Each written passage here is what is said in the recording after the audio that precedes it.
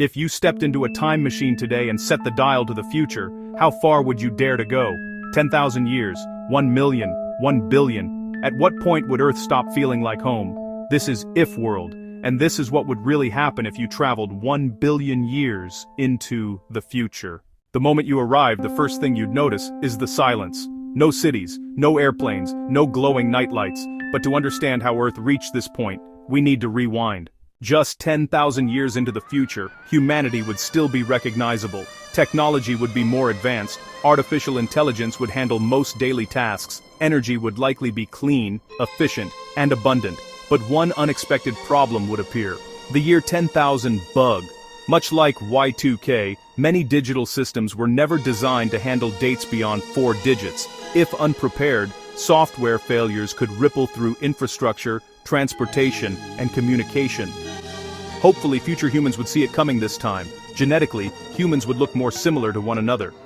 Traits like skin color and hair texture would no longer be tied to specific regions. Global movement and interconnection would blur old genetic boundaries. And maybe, just maybe, that would help humans get along better, but language wouldn't survive unchanged. By 20,000 years in the future, every language spoken today would be unrecognizable. Only about 1% of modern vocabulary would remain. English, Arabic, Mandarin, all gone.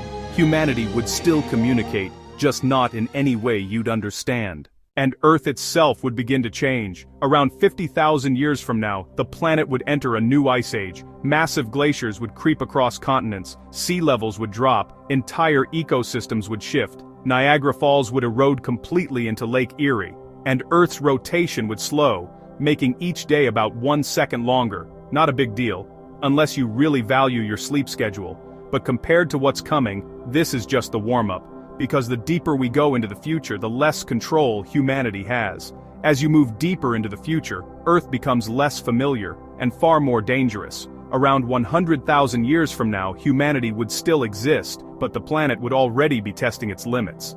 Glaciers would dominate large parts of the northern hemisphere. Coastlines would look completely different. Cities near the sea would be long abandoned. Then, around 250,000 years into the future, something remarkable would happen in the Pacific Ocean. The Loihi volcano, currently hidden beneath the waves near Hawaii, would finally rise above the surface. A brand new island would be born. Earth would remind us that it is alive, dynamic, and constantly reshaping itself, with or without our permission. But nature wouldn't stop there. By 500,000 years in the future, statistically speaking, Earth would be overdue for a major asteroid impact. Not a small one. Not a flashy shooting star. A space rock over 1 kilometer wide. If it hit, the crater alone would span hundreds of kilometers. Wildfires would ignite across continents. The sky would darken for years. Air would become difficult to breathe. Sound familiar? It should. This is how mass extinctions begin, and even if humanity survived that, Earth wouldn't give us time to recover. At around 1 million years into the future, another threat would emerge from below. A supervolcano eruption. Not an ordinary eruption, but one powerful enough to eject more than 3,000 cubic kilometers of ash. That's enough material to fill most of the Grand Canyon. The sky would darken again. Temperatures would drop. Crops would fail globally. This kind of eruption nearly wiped out humanity once before, around 70,000 years ago during the Toba event. The difference? Next time, we might not be so lucky. But while Earth is busy destroying life on its surface, space has its own plans. Within this time frame, the red supergiant star Betelgeuse would finally explode into a supernova. From Earth, it would be visible even during the day. A second sun in the sky. Beautiful. Terrifying. It wouldn't destroy Earth, but it would remind humanity of something important. We are not alone in the universe, and we are not protected from it. So, what does humanity do? It spreads. By 2 million years in the future, humans would no longer be confined to Earth. Settlements would exist across the solar system, on Mars, on moons, in artificial habitats drifting through space, and over time, separated populations would begin to change. Different gravity, different radiation, different environments. Humans would slowly diverge, not culturally, biologically.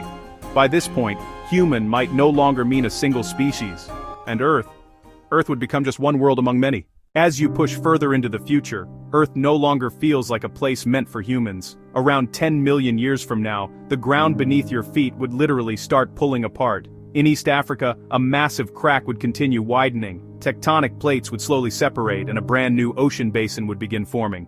What was once land would fill with seawater, new coastlines would appear, old maps would become meaningless, Earth would look familiar, but wrong. By 50 million years into the future, the continents would rearrange themselves again. Africa would slam into Europe, closing the Mediterranean Sea entirely. What was once a cradle of civilization would vanish. In its place, a towering mountain range would rise, higher than the Alps, possibly taller than Mount Everest. Meanwhile, across the Atlantic, the Appalachian Mountains would be nearly gone, eroded down to rolling hills. Mountains don't last forever. Time always wins. But Earth isn't done shaking things up. Out in space, Mars would experience its own disaster. One of its moons would collide with the planet, creating a massive debris field and possibly forming a temporary ring system, turning Mars into a miniature Saturn. Back on Earth, the Hawaiian Islands would slowly sink beneath the ocean. Volcanoes would shut down. Land would disappear. By 80 million years into the future, not a single Hawaiian island would remain above water. And then comes another familiar threat. Around 100 million years from now, the odds of a dinosaur-level asteroid impact become uncomfortably high. A 10-kilometer-wide asteroid, large enough to reset life on Earth.